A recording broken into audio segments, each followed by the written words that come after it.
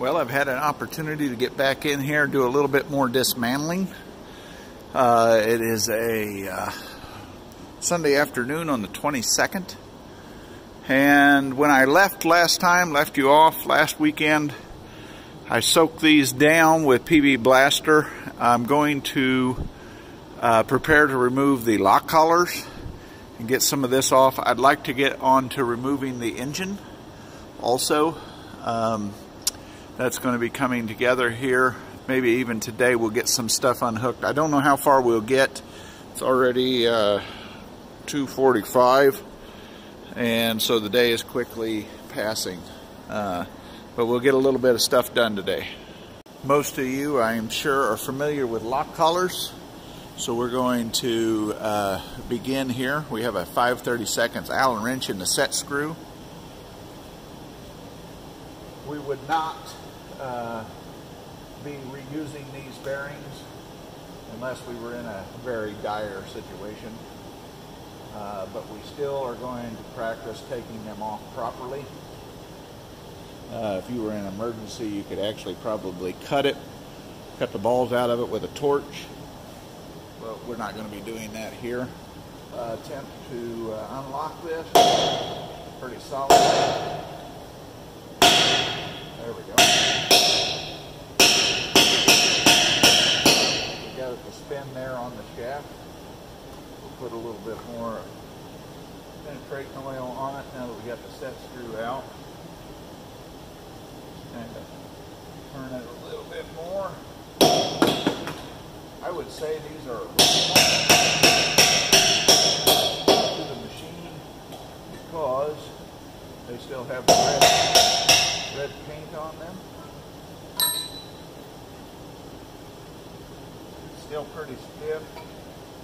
They haven't been on there all these years.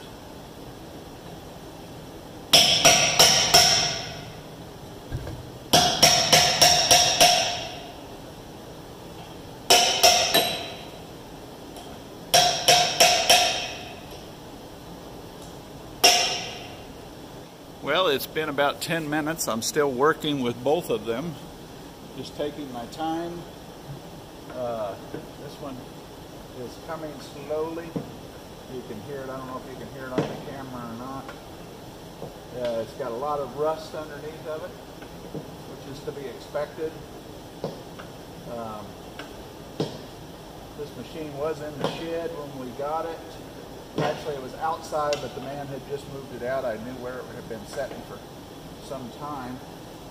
And just taking my time here and letting the penetrant oil soak in.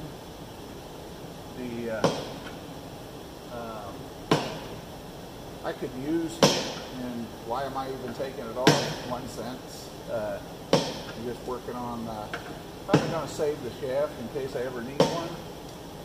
And I just kind of enjoy doing it.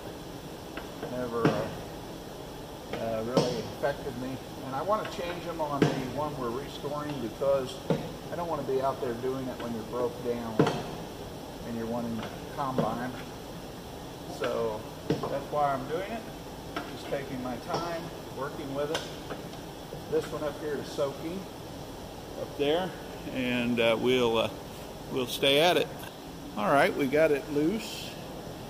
You can see I had a lot of rust underneath it, and we'll be able to now let the bearings soak maybe for another week as I go by. Not in here every day, but as I go by, you can see the dirt under there.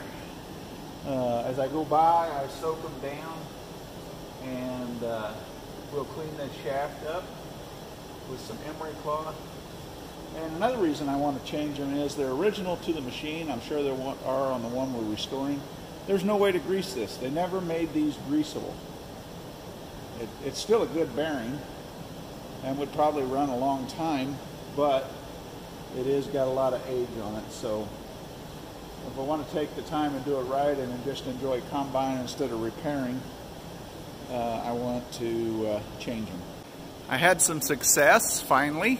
I did have to resort to heating it up, but not with a cutting torch. I used a handheld torch about 2 to 3 minutes on it, and then I was able to knock it loose.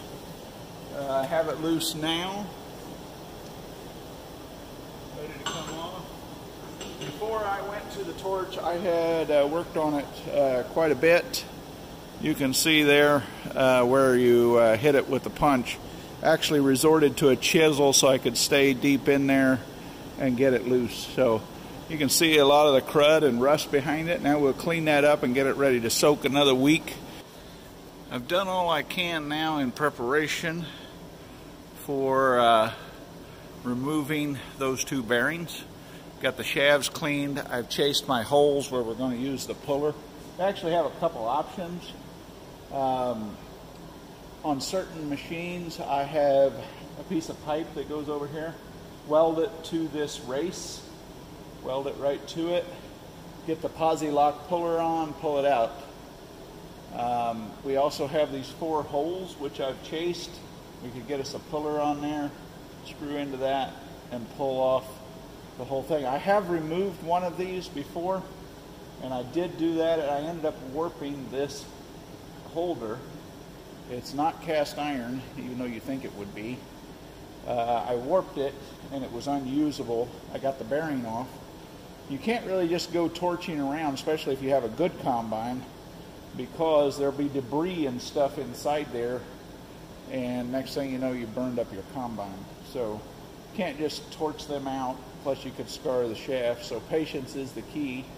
We are going to let them soak probably another week, because I won't get back out here till the weekend. Every once in a while I'll just come out in the evenings and probably do that right there. Get that around there. Hopefully it's going in. You never know for sure. I have seen it where we've done that, and then a week or two you just come here and it just pulls off very nice. Not expecting that to happen. It would be nice if it happened, but that's where we're at right now. We have taken off a few more parts. The idler right there, the idler there for that, and I just broke free the pulley on the lower fan, so I just had a few more minutes. Thought I would clean that up on this end.